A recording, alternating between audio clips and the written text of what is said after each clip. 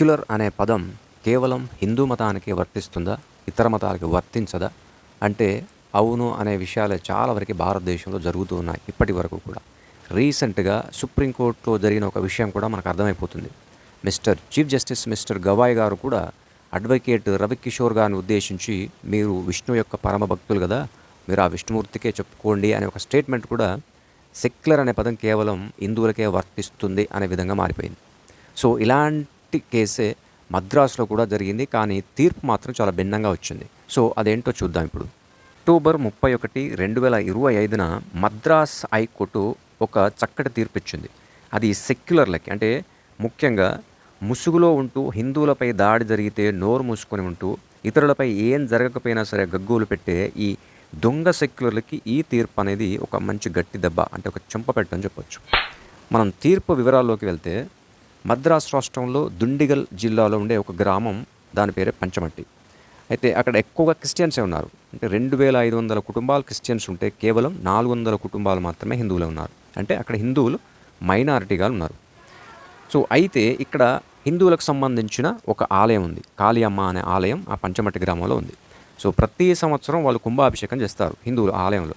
So ఆ కుంభాభిషేకం చేసే సందర్భంలో ఈ ఇయర్ అంటే నవంబర్ 3, 2025న కుంభాభిషేకం చేసిన సందర్భంగా అన్నదానం నిర్వహించాలని ఒక నిర్ణయం తీసుకున్నారు ఆ పంచమట్టి గ్రామస్తులు, ముఖ్యంగా హిందువులు. ఓకే, సో దాన్ని ఆ ఆలయం పక్కనే ఉన్న ఓపెన్ గ్రౌండ్లో అన్నదానం నిర్వహించాలి అనేది వాళ్ళు నిర్ణయం చేసుకున్నారు. దాని ప్రకారం ఏం చేశారంటే, ఆ ఏరియాకు సంబంధించిన ఎంఆర్ఓ తహసీల్దార్ దగ్గరికి వెళ్ళి పర్మిషన్ కోసం రిక్వెస్ట్ లిస్ట్ పెట్టారు. పెడితే ఆ తహసీల్దార్ ఏం చేశాడంటే, వాళ్ళ పర్మిషన్ యాక్సెప్ట్ చేయకపోగా, మీరు ఆ గ్రౌండ్లో ఇలాంటి అన్నదాన కార్యక్రమాలు చేయడానికి వీల్లేదు అని చెప్పి, మీరు వేరే చోట నిర్వహించుకోండి ఆ అన్నదాన కార్యక్రమం. ఎందుకు అంటే, ఆ ప్లేస్లో ఆల్రెడీ క్రిస్టియన్స్ గత కొన్నేళ్లుగా ఈస్టర్ అనే ఫెస్టివల్ జరుపుకుంటున్నారు కాబట్టి మీకు పర్మిషన్ ఇయ్యలేము అని ఈ తహసీల్దార్ క్లియర్ కట్గా హిందువులకు చెప్పడం జరిగింది. పైగా అక్కడ ఎలాంటి కార్యక్రమాలు నిర్వహించొద్దు అంటూ ఆర్డర్ పాస్ చేశారు. సో దీనికి డిసప్పాయింట్ అయిన ఆ హిందువులలో ఒక వ్యక్తి అయిన రాజమణి అనే వ్యక్తి ఏం చేశారంటే, మద్రాస్ కోర్టులో రిట్ పిటిషన్ వేశాడు.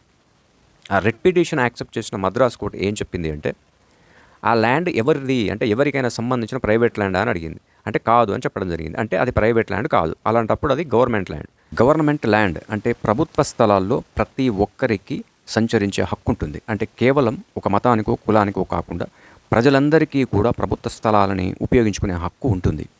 సో దాన్నే ఉదాహరిస్తూ కోర్టు ఏం చెప్పిందంటే, అది పబ్లిక్ ల్యాండ్, గవర్నమెంట్ ల్యాండ్ కాబట్టి కేవలం ఒక మతానికి కేటాయించి ఇంకొక మతానికి నిరాకరించడం అనేది సరైంది కాదు, అది రాజ్యాంగ విరుద్ధం అని చెప్పడం జరిగింది. చెబుతూనే అది ఆర్టికల్ 15కి ఆర్టికల్ 25కి విరుద్ధం అని చెబుతూ హిందువులు కూడా అక్కడ అన్నదానం నిర్వహించుకోవచ్చు అని ఆర్డర్ పాస్ చేయడం జరిగింది. అంటే సెక్యులర్ అనే పదానికి ఒక విస్తృత అర్థాన్ని మద్రాస్ హైకోర్టు ఇచ్చింది క్లియర్ కట్గా. సెక్యులర్ అనే పదం కేవలం ఒక మతానికే కాదు, అన్ని మతాలకి వర్తిస్తుంది. పబ్లిక్ ల్యాండ్లో స్థలాల్లో ఎవరైనా కార్యక్రమాలు నిర్వహించుకోవచ్చు. కేవలం ఒక మతానికే కేటాయించడం అనేది సరైన విధానం కాదు. అన్ని మతాలకి సరైన ప్రాధాన్యం, సరైన గౌరవం ఇవ్వాలనేది క్లియర్ కట్గా ఈ మద్రాస్ హైకోర్టు తీర్పు చెప్పడం జరిగింది. దీని ద్వారా ముసుగులేసుకున్న సెక్యులర్లకి కాస్త బుద్ధి చెప్పినట్టుగా నాకైతే అనిపించింది. సో ఇలాంటి వీడియోలు మీకు మరిన్ని కావాలంటే మా ఛానల్ని సబ్స్క్రైబ్ చేసుకోండి.